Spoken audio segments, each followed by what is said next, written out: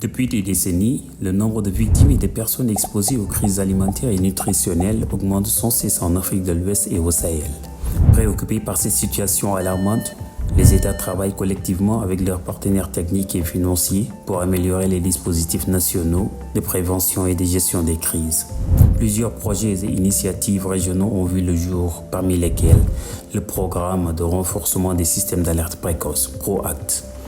PROACT est axé sur la prévention des crises alimentaires et nutritionnelles et le renforcement du système d'alerte précoce qui assure la collecte, le suivi et l'analyse des données relatives à la pluviométrie, au prix des denrées alimentaires et à la production pastorale et agricole.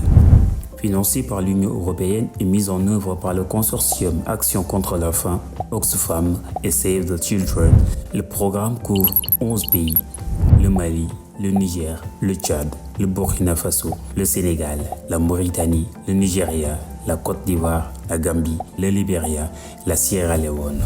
Une lutte efficace contre l'insécurité alimentaire et nutritionnelle passe par des systèmes d'information solides pour collecter, traiter et mettre à la disposition des autorités des données en vue d'une planification et coordination des réponses appropriées.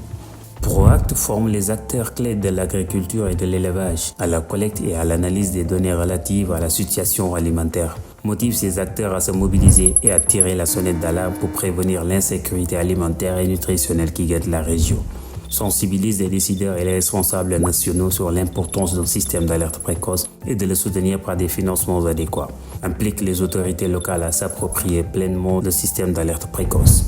4 contributions majeures sont attendues de PROACT.